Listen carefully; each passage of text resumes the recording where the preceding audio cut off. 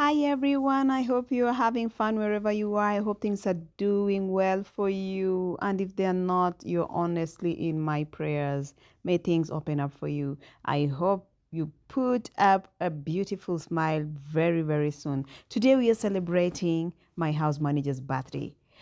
Oh, we decided to do it in our backyard. And we're just going to do a small, nice, intimate party with the close people. I invited my sister who came over with her children, and I also invited my house manager's cousin. And then we we were planning to have really, really nice fun. We had KFC there and some cake. And what else did we have? We had some champagne, which refused to pop. It was non-alcoholic. It refused to pop, and the way we were eager, the children were so excited about it popping. I was standing there so excited about it popping, and it refused to pop. Anyway, there we were. My sister was helping me set up the place, and the children were excited about, just having a picnic in the backyard. And it's not one of those things that we do every other day. So here the cake was, and it was a beautiful Black Forest cake. It was really, really yummy, by the way. Really yummy. And my house manager was very excited about the day. And so here we were trying to set up the place, trying to make sure everything was in order. Everyone was rushing everywhere to do everything and anything.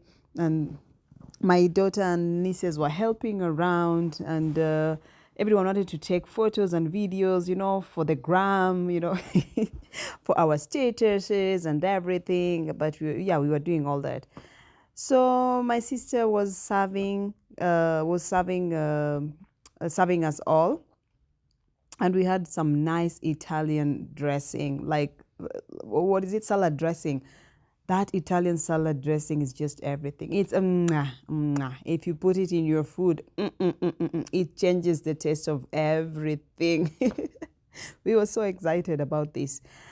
Anyway, as we continue setting up the place, let me tell you a story about this young man who was hitting on me way back in when was the year? No, let me not say the year.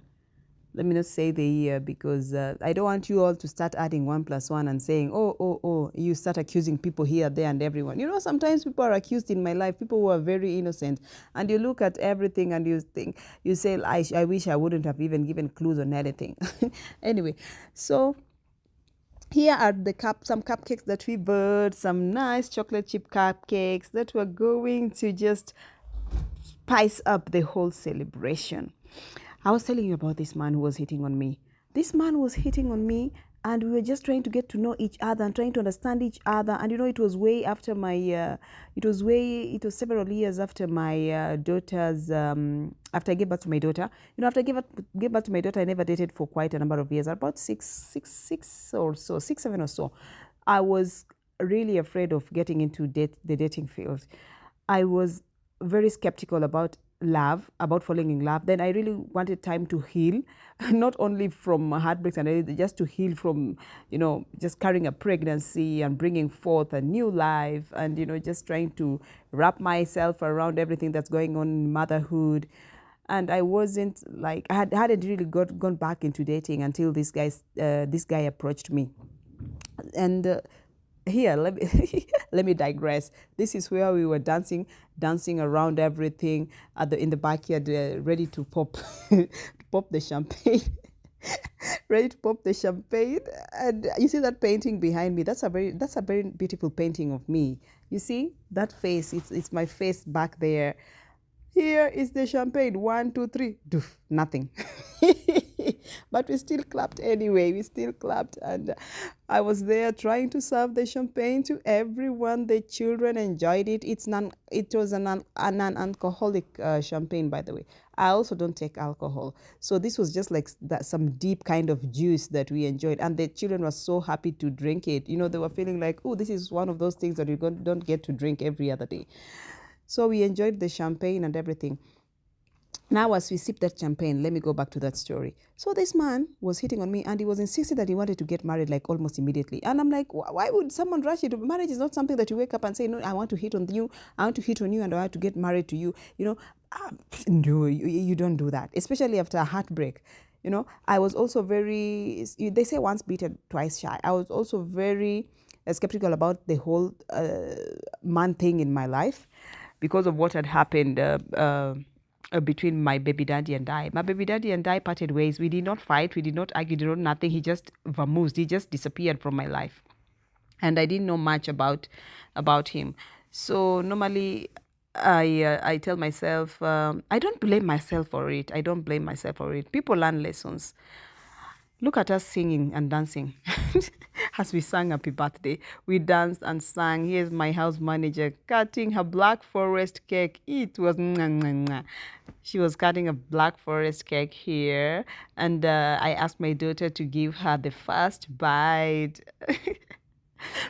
Anyway, back to the story. So I was telling you I don't regret. We learn lessons every day. So I was still skeptical about a man in my life and what they are capable of doing.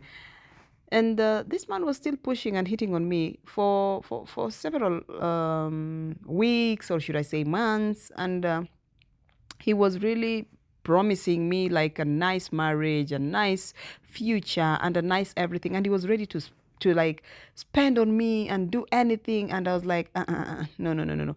In fact, during that time, I was trying to put my thoughts together about starting a business. I really wanted to start a business because my daughter was getting to the point where she was supposed to like, I was supposed to get serious with education and everything. And I wanted to start to venture into a business that was going to hold us together, because we cannot always only depend on employment.